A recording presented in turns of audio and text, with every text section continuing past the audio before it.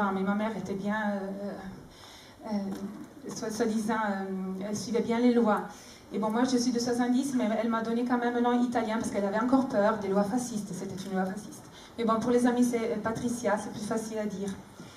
Donc, je représente là une association culturelle qui s'appelle Esprit Valdôtain, une association d'action culturelle. Donc, je ne suis pas dans des partis politiques valdôtains, voilà, en ce moment. Je ne sais pas si tout le monde connaît le Val d'Aoste. Le Val d'Aoste, les Français disent plutôt Val d'Aoste, mais ça va quand même. Malheureusement, plusieurs ne connaissent pas notre statut d'autonomie. Nous sommes une région autonome en Italie, il y en a 5. Et donc on jouit d'un statut particulier qui nous permet qui nous donne la possibilité de faire des lois, mais en ce moment nous sommes vraiment dépendants complètement de Rome et notre autonomie est un peu en l'air. En tant que Valdôtain, nous sommes ici avec mes amis aussi et mon mari qui partagent la même bataille pour témoigner notre intérêt vers le projet présenté par le gouvernement provisoire de l'État de Savoie.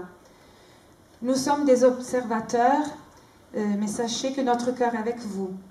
Ces derniers temps, j'ai eu l'occasion d'illustrer votre démarche à mes proches. Et chaque fois, j'ai lu dans les yeux de mes interlocuteurs s'allumer un feu d'espoir vers un futur différent. Au Val d'Aoste, nous nous sommes résignés à être absorbés par la culture dominante, la culture italienne, malheureusement, maintenant, mais au prix de perdre notre identité.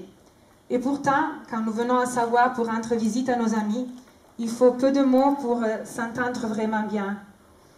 Nous avons vraiment l'impression d'être un même peuple, coupé en deux par des destins qui ont pris un tournant différent dans l'histoire de ces derniers 150 ans.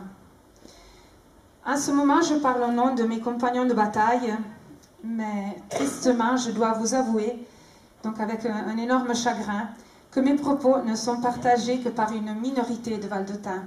Je dois être sincère. Nous combattons pour la défense de notre culture millénaire et surtout pour dire que nous existons encore malgré toutes les attaques qui sont faites pour nous anéantir. Chez nous, le dieu argent a tout acheté. Conscience, valeurs, idéaux, langue, tradition. Nous représentons donc une minorité de Valdôtains qui ne se plie pas à accepter les compromis de la politique. Nous sommes des libres penseurs qui rêvent à une politique propre, fondée sur le respect et le sens de responsabilité de chaque individu. Nous avons maintenant au pouvoir de la région autonome Val d'Aoste le parti politique de l'Union valdôtaine, que peut-être quelqu'un de vous connaît, dans lequel plusieurs d'entre nous ont milité pour un certain moment de leur vie. Le mouvement de l'Union valdôtaine, dans ses statuts, se veut défenseur du particularisme ethno-linguistique du peuple valdôtain, particularisme culturel, donc ethnique aussi, on parle aussi d'ethnie. Pour mieux vous faire comprendre quelle ligne politique est en train de suivre maintenant notre parti dominant, il suffit de vous dire qu'il y a 2 mois, les élus de l'Union valdôtaine ont fait l'accord avec le parti du monsieur du Bunga Bunga, c'est-à-dire Berlusconi, pour vous faire comprendre à quel point nous sommes arrivés au Val d'Aoste.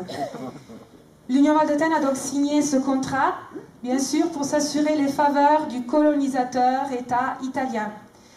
À vrai dire, le vote du sénateur valdôtain a bien dû faire la différence pour le maintien du pouvoir dernièrement, le pouvoir de centre-droite contre le risque de la chute de Berlusconi. Donc on a bien fait, on a bien soutenu Berlusconi, les Valdôtains ont bien aidé. De toute façon, les Italiens, je ne sais pas si vous avez vu ces derniers jours à la télé, les Italiens commencent à avoir marre de ce pantin de la politique. Et il y a 2 dimanches, lors des élections communales, le parti de Berlusconi a perdu ses fiefs historiques comme Milan. En Italie, les gens devraient bien savoir que Berlusconi est appuyé par la mafia. Peut-être savoir, on ne le sait pas, mais nous on le sait ça. Que c'est la mafia qui veut Berlusconi. C'est vrai.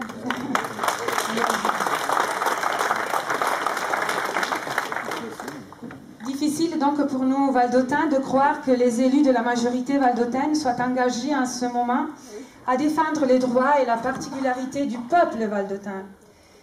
Nous en avons assez donc de l'Italie, et sachez que jamais nous nous plierons à nous sentir italiens. Je reproche toujours nos amis sarrasiens quand ils disent « voilà les Italiens qui arrivent ». Non, excusez-nous, non. Jamais. C'est les Valdotins qui arrivent.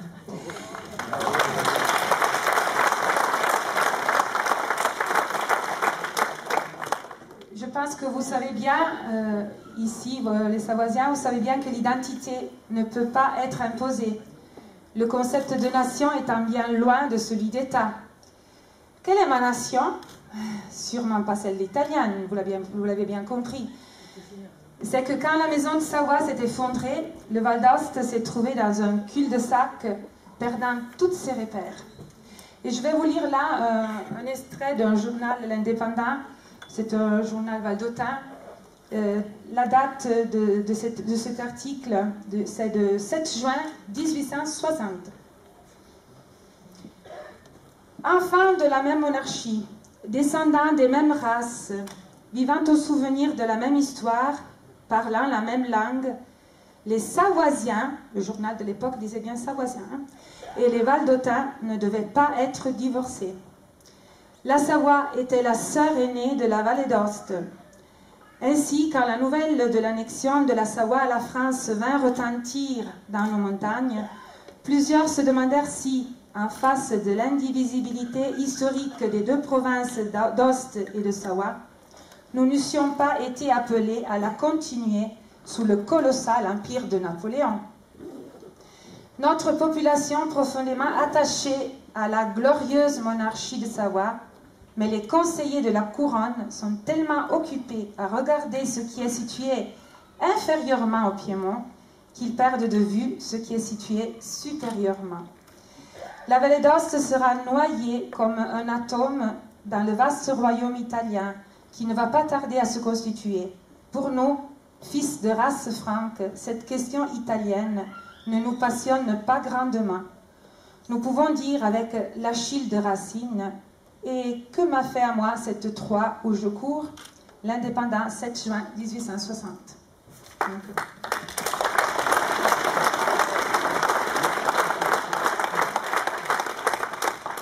Là, pour vous dire ce que pensaient les Valdotins après l'annexion de Savoie. Ils se sont sentis vraiment perdus, et noyés dans une mer inconnue. Notre peuple a cru bien continuer à accorder la fidélité aux descendants de Savoie qui nous ont trahis les uns après les autres. Aujourd'hui encore, le peuple valdotin subit une crise profonde au niveau social. Notre région est la plus riche d'Italie, mais la richesse ne reflète pas toujours l'épanouissement d'un peuple. Nous assistons en effet à la recrudescence des indices du bien-être d'un peuple. Nous détenons le plus haut taux de divorce, de suicide, d'alcoolisme. Pas besoin d'être sociologue pour comprendre que ce sont là des signaux d'une culture qui se meurt, qui est en train de se suicider au nom du profit facile. Il faudrait travailler sur les jeunes pour qu'ils reprennent l'envie de s'engager dans tous les secteurs économiques en stimulant les entreprises à projeter dans le respect de l'environnement et des ressources du territoire et humaines. Dans l'État italien, c'est très difficile. Les entreprises sont surchargées par la TVA et un ouvrier coûte à l'entreprise 2 fois plus cher que ce qu'il touche comme salaire.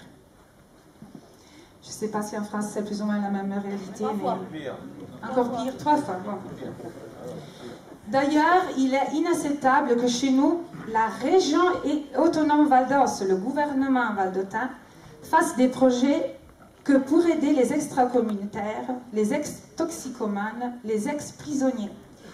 En guise d'exemple, l'entreprise qui embauche les extracommunautaires se voit dispensée de toutes les charges sociales pour chaque ouvrier.